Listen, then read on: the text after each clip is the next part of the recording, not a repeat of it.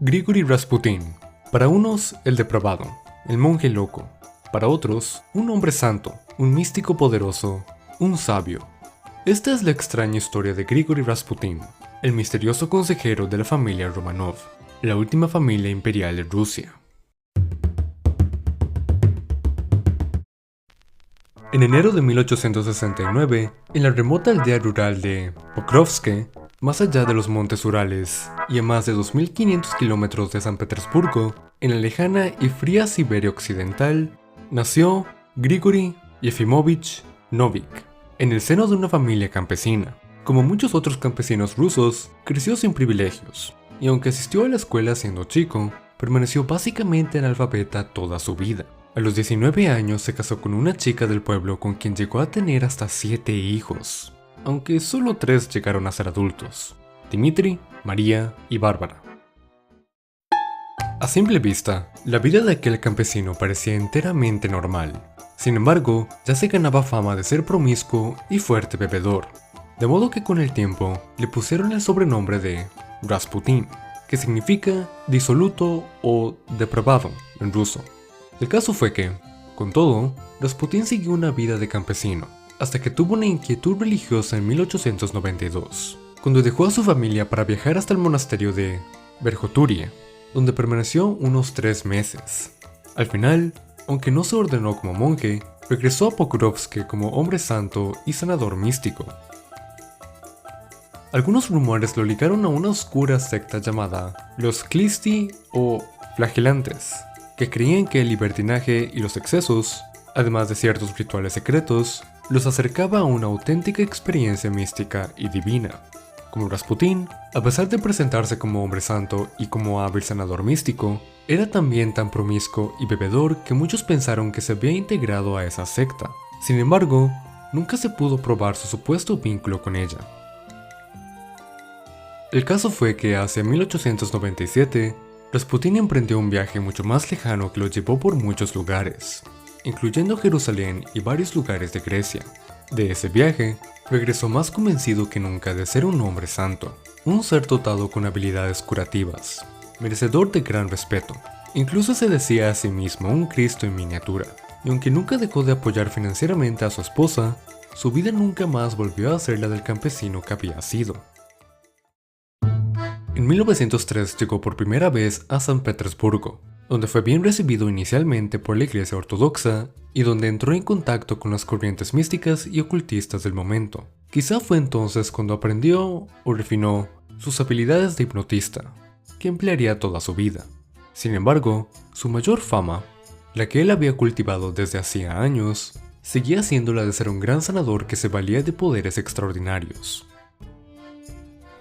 Fue esa fama la que, en 1905, y por mediación de personas de la corte, le permitió entrar en contacto con la familia real, los Romanov. La dinastía Romanov tenía unos 300 años de ocupar el trono del Imperio ruso. A principios del siglo XX, el zar Nicolás II y su esposa, la zarina Alexandra, tenían 4 hijas, incluyendo a la famosa Anastasia, y un hijo, el pequeño Zazarevich, Alexei. El pequeño era hemofílico y por esto la familia pasaba muchas angustias. De modo que, cuando tuvo un episodio grave en 1908, hicieron llamar a Rasputin y este, demostrando una gran habilidad, alivió el problema y, a partir de entonces, contó con la admiración de los zares, particularmente de la zarina. Rasputin era, para entonces, un personaje muy admirado por muchos y muy temido y criticado por otros. Tenía una influencia enorme en muchos nobles, especialmente mujeres, y eso le había granjeado un número creciente de enemigos, así que su nueva amistad con el zar y la zarina solo alimentó la hoguera del enojo y el odio hacia él por parte de muchas personas de la nobleza, e incluso, con el tiempo, también del clero. Y es que Rasputin sí hizo posible que el Zazarevich Alexei se sintiera mucho mejor. Obviamente, Rasputin lo atribuía a sus poderes de sanación. Es más posible que su influencia en el príncipe se debiera a sus habilidades como hipnotista y al hecho de que minimizó la influencia de los médicos, que administraban medicamentos a Alexei que solo empeoraban su condición, como la aspirina, que en aquella época se creía que todo lo curaba, cuando en realidad solo hacía más diluida la sangre y empeoraba la hemofilia de Alexei. Así, pues, Rasputín gozó de una posición privilegiada en la corte, y su influencia se fue extendiendo incluso a temas políticos. Pero, mientras en presencia de los zares se comportaba como un hombre santo y sabio, siempre sobrio y correcto, fuera del palacio incrementó su fama de promiscuo, bebedor y desordenado. Al mismo tiempo, su grupo de seguidores, que incluía a sus hijas adolescentes, María y Bárbara, se fue haciendo cada vez más grande entre la nobleza, lo que incrementó los resentimientos de quienes lo criticaban. Las acusaciones en su contra no tardaron en llegar a oídos del zar, pero el zar no les prestaba atención, principalmente por apoyar a su esposa, que hablaba de Rasputín como de su querido padre Grigori, y más bien, cada persona que se atrevía a criticar a Rasputín terminaba siendo destituida, alejada de la corte o exiliada. Esto hizo que la hostilidad de la nobleza hacia Rasputín aumentara aún más, y, tras un intento de asesinato en 1914, Rasputín tuvo que hacerse acompañar de un guardia de policía. Entretanto, la situación económica y política de Rusia, que había entrado a la Primera Guerra Mundial, era cada vez peor. Su ejército sufría terribles derrotas en el frente, la gente sufría de hambre y privaciones, y esto aumentaba el descontento popular contra los Romanov, que no eran nada queridos por el pueblo, en especial la zarina, por su origen alemán. Y las cosas se pusieron aún peor cuando el zar Nicolás decidió ir al frente en 1915, con lo que dejó el gobierno en manos de su impopular esposa y de su todavía más impopular consejero Rasputín. Y no era que Rasputín apoyara la guerra, ya le había dicho al zar que si Rusia entraba a la guerra, esto solo le causaría más desgracias. Curiosamente, en una carta que Rasputín le escribió al zar cuando éste se había ido al frente, el místico ruso le auguró que el zar no lo volvería a ver vivo, pues no esperaba vivir hasta enero de 1917, y le dijo además que, tras su muerte, los propios hijos del zar no vivirían más allá de 2 años más. Extraña predicción. Durante 1916, Nicolás se mantuvo en el frente y las cosas se pusieron realmente difíciles en la corte rusa. Las decisiones de Alexandra no eran atinadas y la influencia de Rasputín demasiado evidente, de modo que un grupo de nobles jóvenes que deseaban restaurar la imagen de la familia real y, según ellos, salvar a Rusia, decidieron terminar con la vida del que llamaban el monje loco. En diciembre de 1916, el joven príncipe Félix Yusupov, esposo de una sobrina del zar, junto con otros 4 conspiradores, organizó una recepción especial para Rasputín en el palacio tradicional de la familia Yusupov, en San Petersburgo. Rasputín, que desoyó las advertencias de su hija María, asistió vestido con gran elegancia, ya que Yusupov le había prometido presentarle a su bella esposa Irina, que era sobrina del zar y que no estaba en casa. Según contó Yusupov muchos años después, él recibió a Rasputín en un sótano muy elegante, donde conversó con él y le ofreció pasteles y vino que su cómplice, el doctor Lasofert, había envenenado con cianuro. Sin embargo, al paso del rato, aunque Rasputín había comido y bebido, Yusupov no veía señales de que el veneno lo afectara y, muy preocupado, se ausentó del sótano para discutir el problema con sus colegas.